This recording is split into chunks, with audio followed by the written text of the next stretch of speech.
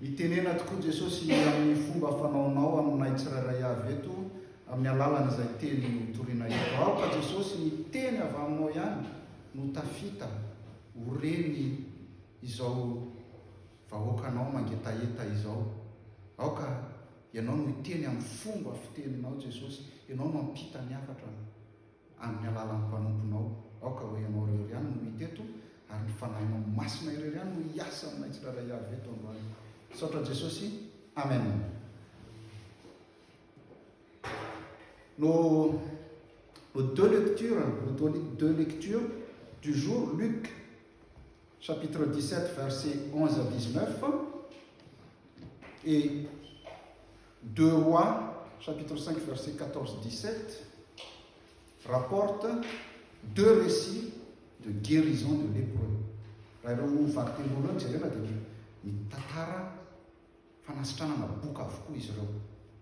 La particularité de ces guérisons dans ces deux lectures, c'est que les deux ont eu lieu à distance et sans aucun contact physique.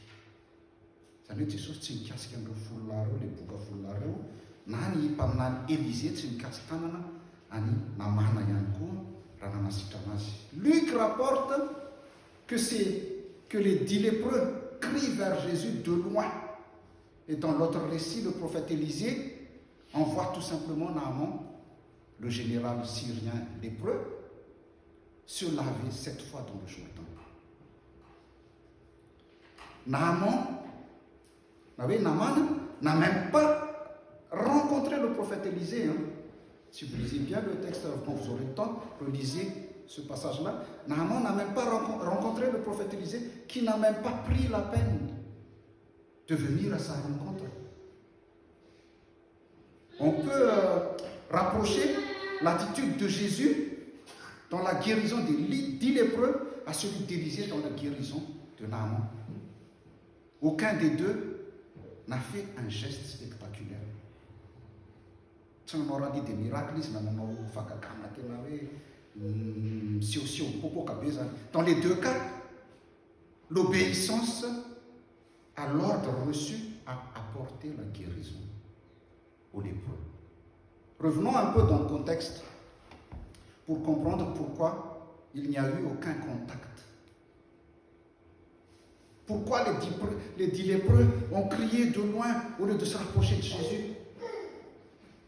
C'est tout simple. Arakni la lana teo amin'ny jiosy tamin'izany vanim-potoana izany ny boka dia mitoka monina. Les lépreux sont marginalisés et vivaient entre eux dans un village improvisé, loin de tout le monde.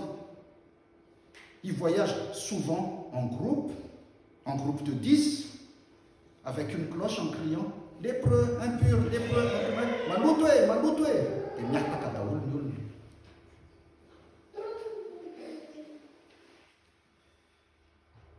Pour que les gens s'écartent et le laissent passer. Fa raha misy olona tamin'izany fotoana zany manome sakafo ny boka zany dia tsy mba hoe atorotra tanana ohatr'izao le izy fa atsipy atoraka na apetraka ery alavitra ery dia rehefa lasa ny mpanatitra zay vao tonga ny boka maka-azy.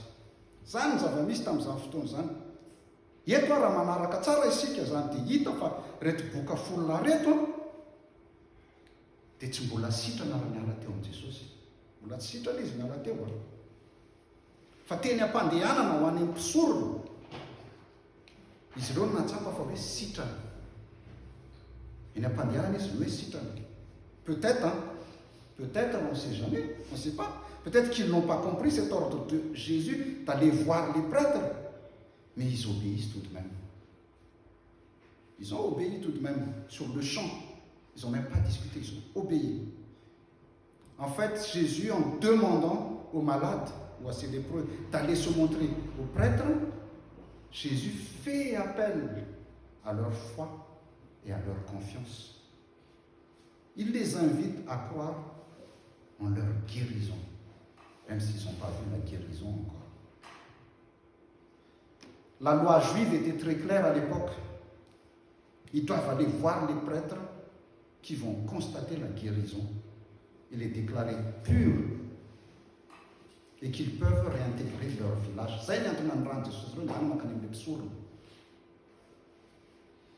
Et ils peuvent vivre à nouveau en société et avec sa famille.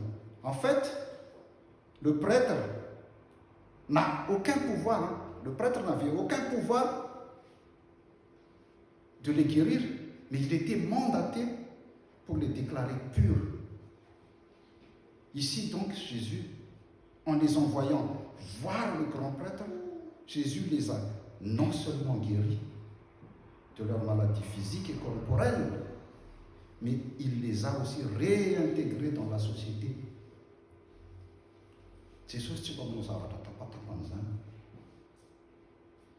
En fait, ce miracle nous enseigne que l'action de Jésus-Christ dans notre propre vie n'est pas toujours immédiatement perceptible. Jésus agit souvent avec nous de cette manière. Il nous transforme, il nous façonne sans que nous nous rendions compte de son action. Bien sûr, il y a de temps en temps des miracles retentissants, mais habituellement, le miracle et la réponse à nos prières se fait tellement discret qu'il donne l'impression que Dieu n'entend pas nos prières.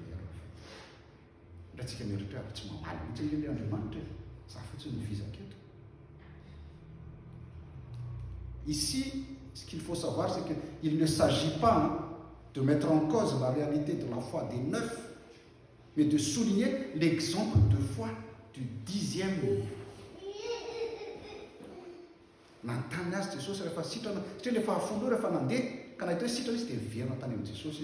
Et Jésus lui demande s'il n'était pas 10 à avoir été guéri. Mais où sont les autres? Où sont les autres?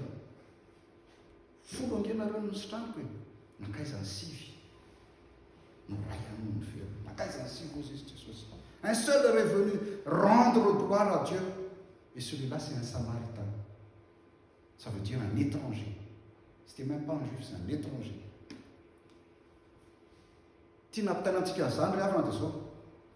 Ici qui arrête quoi? Ici qui a un bel, ici qui a un softona. Et autant d'être pour casser l'arrêt. Autant de si vlati miverina. Maro tamintsika efa nentina ambavaka. Maro tamintsika efa nahazo valim-bavaka. Saingy ankehitriny nankaiza izy ireny. Nankaiza. Tsy tapopoka intsony. Manao tsidim-pahatra fotsiny. Fa rehefa sendra problème ireo dia iny fa miverina mipotra ho azy. Mora manadino an'Andriamanitra isika rehefa. Indrindra fa rehefa mandeha tsara ny fiainantsika dia manadino an'Andriamanitra isika. Ary miandry voakapoka ny fiainana foana vao mahatsara an'Andriamanitra. Aza miandry kapohany, izay vao miverina amin'Andriamanitra. Dans un premier temps, ce récit des 10 lépreux nous concerne tous, nous parle tous. Elle met en évidence notre ingratitude envers Dieu. Seul 1/10 des personnes guéries par Jésus-Christ sont vraiment sauvées du péché. Ils sont guéris, mais ils ne sont pas sauvés. Ils sont guéris, mais ils ne sont pas sauvés. Betsaka nefa nandray fahasoavana, nandray fitahina, nandray fanasitranana tamin'i Jesosy, fa firy marina tena afaka manambara fa voavonjy izy ireo. Firy. Voavonjy ny fanahy. Il y a 10 lépreux guéris ici, mais un seul est sauvé parce qu'il a reconnu la source de sa guérison et revenu vers Jésus, rendre gloire à Dieu. Les 10 ici ont tous fait preuve de foi en venant vers Jésus et en lui obéissant.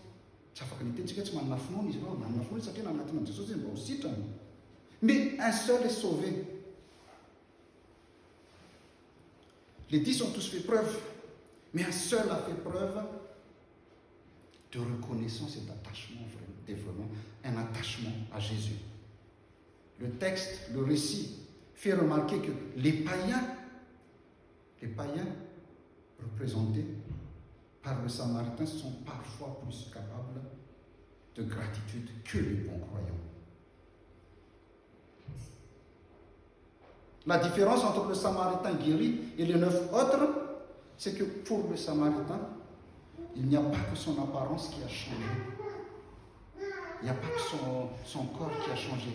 Il y a aussi sa façon d'être. Il loue Dieu, il rend grâce, il est heureux.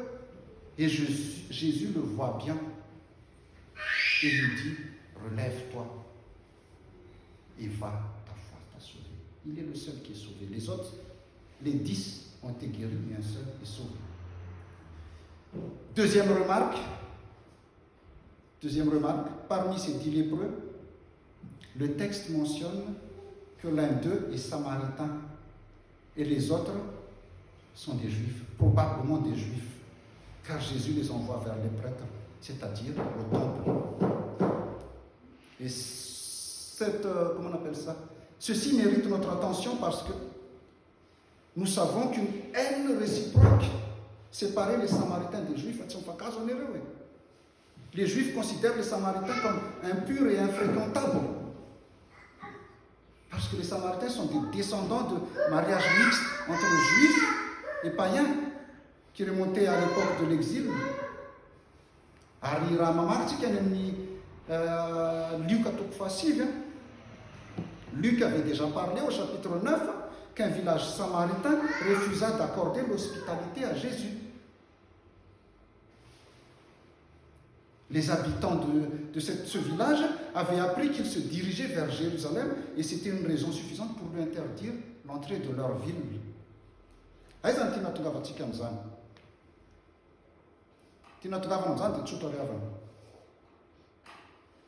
Dans ce récit, les Juifs et le Samaritain lépreux cheminent ensemble.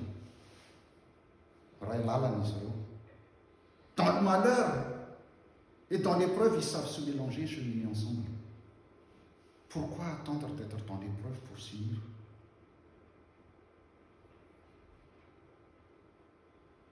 Rehefa mandeha tsara ny fiainana dia tsy mahay mirahina ny olona. Mihevitra ho mahavita tena avokoa, miavonavona. Chacun pense qu'il est meilleur que l'autre, qu'il n'a pas besoin de l'autre. Si un malheur commun estompe les différences raciales ou culturelles, pourquoi avons-nous de mal à faire de même quand tout va bien? Fa maninona rehefa mandeha tsara ny fiainantsika tsy mahay mirahina ny olombelona. Mamorona problème ny olombelona rehefa mandeha tsara ny fiainana. Ici, on peut se demander si ce Samaritain guéri était bien accueilli, aurait été bien accueilli par les prêtres des Juifs s'il est allé jusqu'au bout au temple. Dans la maladie, ils étaient tous logés à la même enseigne, mais une fois guéris, comment auraient réagi les 9 autres face à cela? Le texte ne le dit pas, mais ça mérite quand même une réflexion. Ça mérite quand même une réflexion. Il est fort possible que, depuis leur guérison, les divisions religieuses, les divisions sociales et ethniques aient refait surface. La question qui se pose, nous, à leur place, comment aurions-nous réagi? À leur place, comment aurions-nous réagi? Malheureusement, le peuple de Dieu a la mémoire courte. Il suffit de parcourir le livre de la Genèse et l'Exode pour s'en convaincre que le peuple de Dieu a la mémoire courte, et c'est jusqu'à maintenant. Nous avons tous la mémoire courte. Chers frères et sœurs, de nos jours, une lèpre plus dangereuse et plus contagieuse que celle de Naaman et de ses 10 lépreux ronge encore l'humanité. C'est l'orgueil, c'est l'égoïsme, l'arrogance et le chacun pour soi. Ce récit est fait pour nous rappeler aussi Ce récit nous appelle plutôt à une réflexion éthique, à la responsabilité personnelle et au souci permanent de l'autre. Comme ce 10e guéri, il ne faut pas hésiter à quitter un groupe qui s'éloigne du bon chemin pour revenir vers Jésus. Rahafantatao fa any amin'ny lalana tsy izy naliana verena amin'ny lalana marina dia lalana mankany amin'ny Jesosy Kristy izay nilaza izaho ny lalana sy fahamarinana. Que la grâce de notre Seigneur Jésus-Christ, l'amour de Dieu le Père et la communion du Saint-Esprit soient avec vous tous. Amen.